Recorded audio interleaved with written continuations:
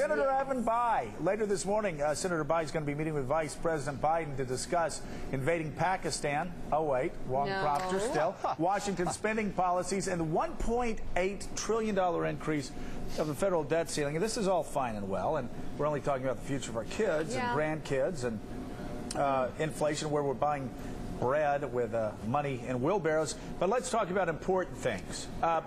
Notre Dame.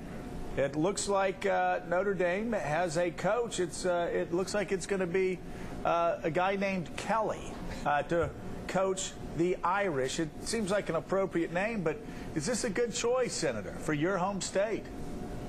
Well, I hope so, Joe. With his nationality, as you point out, he's going to fit right in with the Fighting Irish, but he's going to have his work cut out for him. As you know, they lost Casey Clausen, their quarterback, and Golden Tate, their star receiver, to the NFL here early. So it's a storied program. They can recruit nationally. They play a great schedule. So I hope he'll be the answer, because Notre Dame, without a successful football team, they're just something not right about that. Something not right. What's happened over there? We heard that after Holtz left, recruiting standards went up high, and it's really hard to compete with other colleges at that level. Is that right? Well, some of that. What I was hearing from some people was that while Charlie Weiss was a great offensive mind, he was used to coaching in the NFL and was not used to nurturing and developing young players. In other words, he was used to coaching guys who were already complete players and was really not attuned to that part of the college game, developing young talent to its full potential.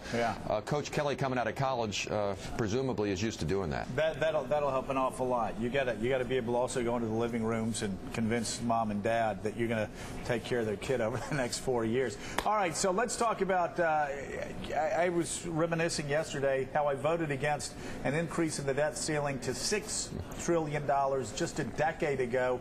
Now, my God, we're going up to $14 trillion. Senator, Americans are getting nervous. Joe, the public is way ahead of Washington on this one. They know we can't keep maxing out the national credit card the way we have, and we've now bumped up against the ceiling on the credit card. And so some of us are going to insist that before we raise the debt limit, we get some real reform, because business as usual in Washington, when it comes to spending and taxing and fiscal policy, it's just broken down. And so we're going to insist that before we raise the debt limit, we got some credible reasons to believe that we're going to do better in terms of getting this deficit under control. Because, as you have pointed out repeatedly, it's not only bad economics, it's deeply unfair to our children, who will ultimately one day have to pay off all these bills. Hey, so Mark, it seems to me over the past decade, because I'm a nerd, as you know, and I've written books about this. This is all I talk about. You start talking about it, and people's eyes glaze over a lot of times. I'm sorry, restate. Not exactly. Not anymore. Not anymore. This is a real political issue for Democrats, isn't it, Mark? It is. Joe, the public really gets it, and at a time when people are having to make sacrifices and hard choices in their personal lives, small businesses are having to meet payroll and that kind of thing. They look to Washington, and it's just, spending 3, 4, 5 times the rate of inflation. Now, some of that you need to do to try and prop up demand during a weak economy, but all the earmark spending, all the just spending on autopilot for stuff not directly related to getting the economy going, we just can't afford that, and we break faith with the American people. So, I'm hopeful. I've talked to the president about this. I think he wants to step up. It would be a nice domestic parallel to the speech he gave in Oslo you've been talking about here this morning, where he showed that our president can be strong and forceful in an uncertain world.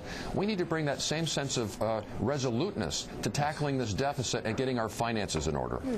Senator, the only way to do that is to cut entitlements, right? Of course. So what's the chance that in an election year, Republicans are going to give the president a dramatic bipartisan victory, and that liberals in the House would cut Social Security or Medicare? Seems to me the chances are nil.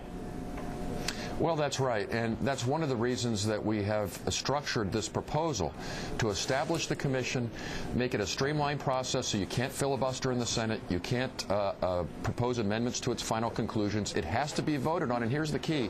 It has to be voted on after November, up or down on the final recommendations. So you kind of take the politics out of it by doing that. But you're right. One of the things we're hearing about in the vote coming up, and there are members of my own party who kind of like the way things are, they like the spending, On the other side, they would ordinarily be inclined to go along with something like this, but they've sort of figured out that allowing Democrats to be a little more fiscally responsible may, may help us in the election. So they maybe vote against something that ordinarily they'd be for. So you got all this dysfunctional politics going on. Yeah. Enough already.